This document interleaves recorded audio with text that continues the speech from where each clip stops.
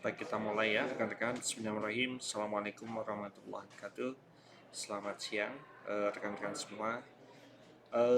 Sebelum mulai, perkenalkan nama saya Pak Hafidhur Rahman Agustianto, SPDML. Rekan-rekan bisa memanggil saya dengan nama Pak Hafid ya. Untuk saat ini saya ada di Laboratorium Komputasi dan Sistem Informasi atau biasa sebagai Lab KSI, ada di lantai 2. Kemudian berapa tentang kontak saya, rekan-rekan bisa menghubungi saya melalui nomor WA ya 08564641827 dan juga email pada hafid@polij.ac.id.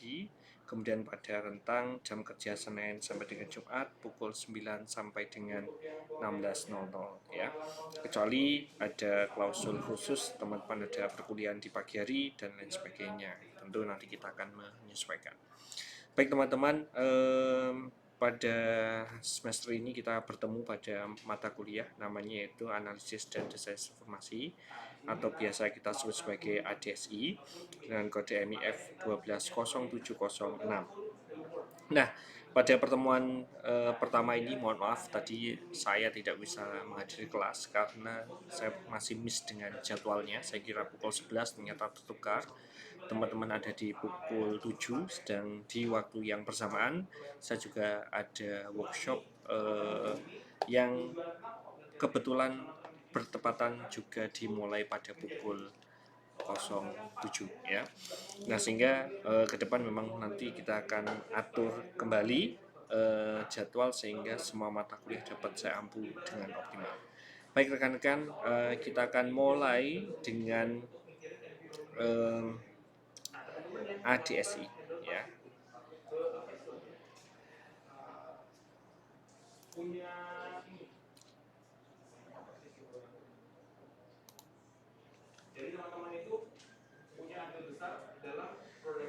Oke. Nah, ADSI ini terdiri dari kata analisis dan desain sistem informasi. Nah, sehingga fokus utama pada kuliah ini adalah teman-teman akan menganalisis dan melakukan desain pada sistem informasi, sehingga dapat kita tarik bahwa yang menjadi concern pada mata kuliah ini adalah sistem informasi dan bagaimana mendesain dan juga menganalisis sebuah sistem informasi. Nah, sistem informasi atau akronim dari SI adalah kombinasi dari teknologi dan juga aktivitas yang menggunakan teknologi untuk mendukung operasional dan juga manajemen dalam arti yang sangat luas ya. Nah, dalam arti yang sangat luas ini karena SI itu sering juga digunakan untuk merujuk pada interaksi antara orang, proses algoritmik ya, data, teknologi dan lain sebagainya. Nah, sehingga mata kuliah ini nanti ya menyikapi SI yang juga diartikan sangat luas akan kita speedkan ya pada SI yang berkaitan erat dengan bidang kita. Nah, sehingga mata kuliah ini ditujukan untuk memberikan pengetahuan dan pemahaman yang kuat kepada mahasiswa terhadap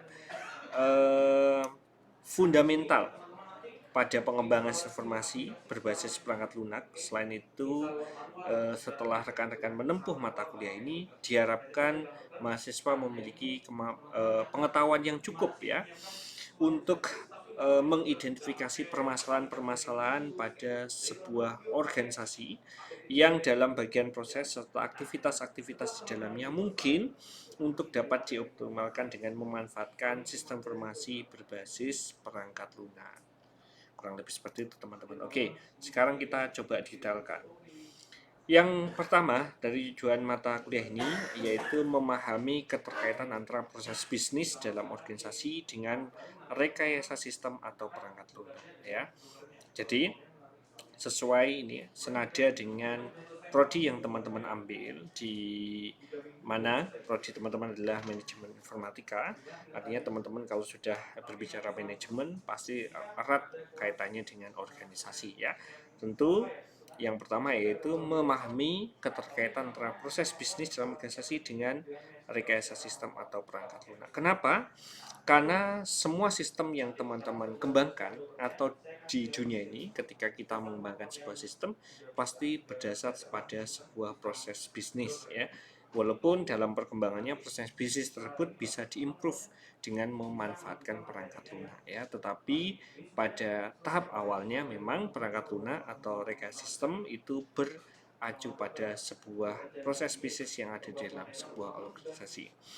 Nah, kemudian yang kedua yaitu memahami proses pendekatan analisis dan desain sistem informasi secara terstruktur dan juga berorientasi objek ya. Kenapa seperti itu? Ya, karena kita sebagai akademisi tentu harus mampu mengurai ya permasalahan bisnis proses, kemudian ejawatahnya dalam bentuk sistem, dalam bentuk yang terstruktur. Dan karena rekan-rekan juga sudah mempelajari tentang OP, maka pemahaman kita, analisis kita, dan juga desain kita harus berorientasi pada objek sesuai dengan yang sudah rekan-rekan pelajari pada mata kuliah yang lain ya. Nah, kemudian yang berikutnya yaitu memahami teknik-teknik elisitasi ya dan analisis dalam rekayasa kebutuhan ya. Jadi di dalam proses kita menganalisis sebuah kebutuhan ya atau kita merekayasa kebutuhan, maka kita butuh kelenturan ya. Nah, kelenturan ini digunakan untuk mampu benar-benar memahami apa kebutuhan dari sebuah organisasi atau konsumen ya. Kemudian yang berikutnya mampu menganalisis dan memodelkan arsitektur sistem yang dirancang dengan baik ya. Nah, kemudian yang berikutnya mampu menerapkan teknik analisis dan desain perangkat lunak atau sistem ya. Jadi setelah teman-teman nanti belajar, teman-teman akan ada fase ya, nanti setelah UTS teman-teman akan belajar untuk melakukan analisis ya dan praktek membuat desain berdasarkan hasil analisis yang telah rekan-rekan buat ya. Kemudian yang selanjutnya mampu menganalisis dan mengevaluasi model, desain, sistem atau perangkat lunak yang siap untuk diimplementasikan atau dibangun ya. Maka ini adalah tahapan yang selangkah berikutnya teman-teman melakukan analisis dan juga evaluasi model desain sistem yang siap untuk diimplement. Kenapa perlu dilakukan pengecekan berulang? Kenapa perlu melakukan evaluasi berulang? Hal ini ditujukan untuk memastikan bahwa tidak ada loss ya. Loss ini tidak hanya dari sisi tenaga tapi juga waktu ya, biaya dan lain sebagainya. Nah, kemudian selanjutnya untuk materi perkuliahan ya. Kita akan mulai dengan intro ya. Nanti teman-teman akan kita berikan gambaran awal tentang apa sebenarnya mata kuliah ini. Kemudian kita akan melakukan review BPNN ya, SDLC dan juga konsep pemodelan. Kemudian yang berikutnya materi yaitu requirement engineering ya.